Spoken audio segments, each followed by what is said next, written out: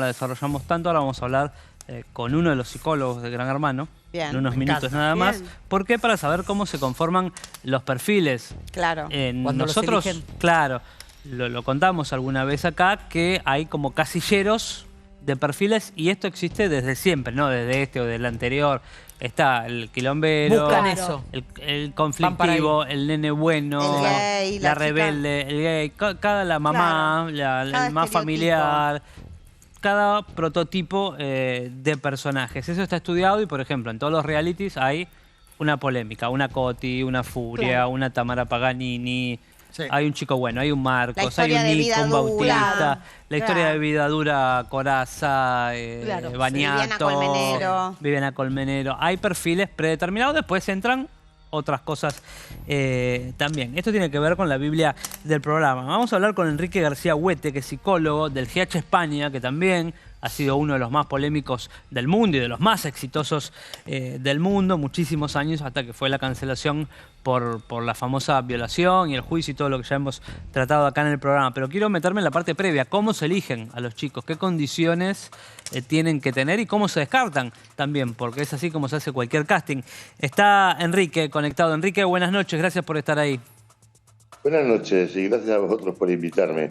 Buenas noches, no, aquí son buenas madrugadas. Madrugadas, claro, son 5 horitas más. Gracias por esperarnos despierto. ¿Cómo es el trabajo del psicólogo en GH? Contanos un poco. Mira, voy a contar unos pequeños preliminares porque cuando en Holanda salió este programa, lo contrató Zeppelin para España. Entonces era la primera vez que se hacía un reality y había una cierta preocupación por cuidar al sujeto, cuidar al participante y que no hubiera ningún mal para él ni que pudiera hacer otro. Entonces, como ya había colaborado con otras productoras, pues me llamaron, en ese momento profesor de evaluación también de la Universidad Complutense, pero sobre todo con mucha experiencia en compañías farmacéuticas, de seguros, controladores aéreos, y la realidad es que yo me planteé un trabajo muy serio. Por eso tenía a un metodólogo y a 4 psicólogos clínicos. ¿Qué se pasaba? No había un perfil tipo, digamos, fotonovelas, el villano, el bueno, sino más bien queríamos evaluar a personas. La personalidad parte biológica. La parte biológica de la personalidad predispone a actuar de una forma determinada a lo largo del tiempo, ¿no? Y además no hace falta ser psicólogo, que es preferible ser una persona extrovertida y dinámica o alguien muy introvertido. Bien. Después, vulnerabilidad hacia la patología. No queríamos que nadie tuviera un extremo patológico que pudiera perjudicarle, con lo cual nos creaba elementos de inclusión y de exclusión. Claro. Se evaluaba también la inteligencia, factor general de inteligencia. ¿Por qué? Porque el factor G es el elemento que sabe adaptar al sujeto al medio, detectar problemas y resolver problemas. Y curiosamente, en el estudio que hicimos después de los 3 primeros, la media del cociente intelectual de los participantes del Gran Hermano en España era superior a la media nacional. Ojo, pero no estaba culturalizada. Eran otros los intereses con los que rellenaba su inteligencia. Me detengo un minuto ahí en la inteligencia. Cuando vos elegías, no sé, 12, 15 participantes, ustedes, todo el equipo, y bla, bla, bla, ¿se buscaba una inteligencia pareja o adrede buscaban distintos tipos de niveles para que sea más rica la conversación o la polémica o lo que fuera? Dentro de, como hay cientos de criterios, ¿no? Sí. Una vez que los criterios de personalidad, vulnerabilidad son adecuados, se cogen a los más inteligentes, mayor capacidad de adaptación. Otra cosa es la selección de los psicólogos, porque luego a la larga, como en cualquier empresa, sale el comité directivo el que elige, y a veces elegían a otras personas porque tenían características de frikis y de cosas por el estilo, ¿no? Claro. Lo que es curioso es que después del primer año, el famoso edredoning, ¿no? Aumentaba la audiencia. Y entonces hicieron una pregunta muy simple. Oye, ¿podéis predecir quién puede o quién es compatible con quién? Y la idea es no, pero es una investigación muy bonita que se ha convertido en una tesis doctoral. Claro, se lo preguntaban en los castings, el edredoning, ¿no? Se entiende, ¿no? ¿Qué era? No. No, pero por ejemplo, le preguntaban, ¿estás dispuesto a tener sexo dentro de la casa? Claro que se les preguntaba, claro, ¿no? Otra cosa es lo que luego ocurriera, porque también en lo que es la entrevista, una vez el papel de todos los test, lo que realizamos una entrevista en profundidad para contrastar que lo que dicen los test era coherente con su historia biográfica, con sus necesidades y motivaciones, ¿no? Con lo cual, hombre, pues la verdad es que estaba muy bien evaluado. Porque acá, por ejemplo, los productores y la gente que entrevisté, también hablé con los psicólogos en alguna temporada en off, porque no podían presentarse en cámara, pero me explicaban que muchas cosas que sucedían dentro de la casa eran imprevisibles en las entrevistas, ¿no? Por ejemplo, Gastón Trezeguet, en la primera edición, que fueron los participantes más llamativos de la casa, en las entrevistas no contó que era gay, y después lo terminó contando dentro de la casa, que para ese momento era picante o llamativo, o bla, bla, bla. Hubo un segundo caso, que fue el de Pablo Heredia, que dentro de la casa tuvo un brote psicótico, un estresazo, no sé qué, y toda la charla con los psicólogos y los productores no podían prever que esto iba a ocurrir. Y después salió y bueno, se recuperó y estuvo todo bien. Digo, hay un montón de factores que no se pueden prever en cómo les va a afectar el aislamiento, qué tienen ganas de contar, qué les pasa encerrados, en la dinámica con los otros también. Evidentemente, el 100% no se puede tener, pero íbamos sobre muy seguro, ¿no? Y además es que ahí no acaba la función de los psicólogos.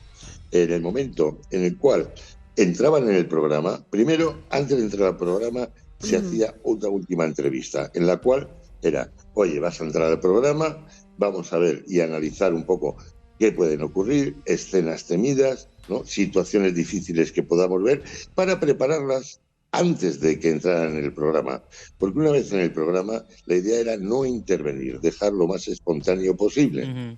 Aunque durante todo el programa el equipo de 4 psicólogos clínicos subían a la casa, apoyaban, ayudaban, aunque nunca se les decía lo que tenía que hacer, porque supuestamente eso estaba preparado de antemano. ¿Estaba preparado de antemano lo que tenían que hacer? No, es decir, ¿qué pasa si alguien te cae mal, ¿no?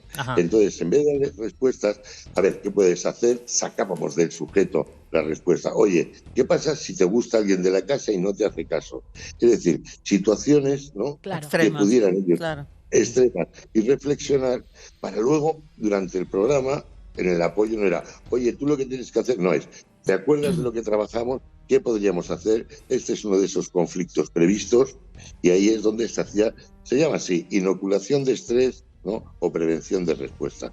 ¿Jefe? Sí, yo quería preguntar porque imagino que hay un dilema en que hay un montón de gente que quizás psicológicamente no entra en el promedio de personas, pero a la vez es atractiva justamente por eso. ¿En dónde se pone el límite de, digamos, bueno, esto ya es peligroso, esta persona no puede entrar, y dónde está el gris de decir, bueno, no es como todos los demás, pero es interesante y puede entrar a la casa?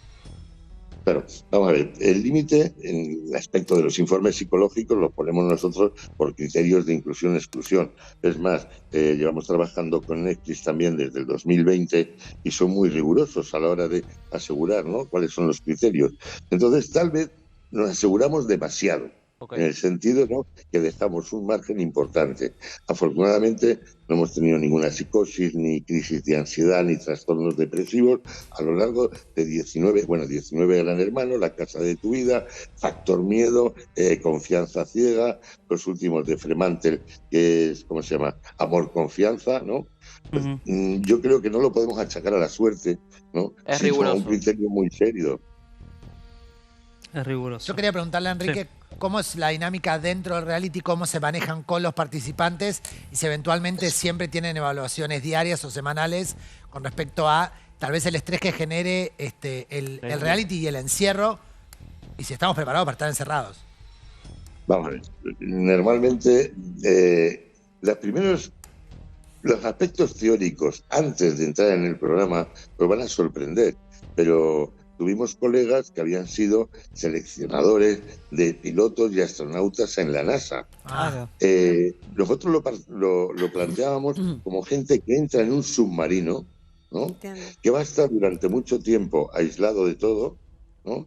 Y también hay experiencias de qué pasa con la gente que se pasa 6 meses debajo del polo, ¿no? En ese aspecto, bueno, pues intentamos amarrar al máximo posible todo lo que pudiéramos, ¿no? Sí, pero esa gente entiendo que está entrenada para vivir esa experiencia, y acá serían personas comunes, entonces buscan ese tipo de características que tenga una persona común que se asemeje a este tipo de personajes.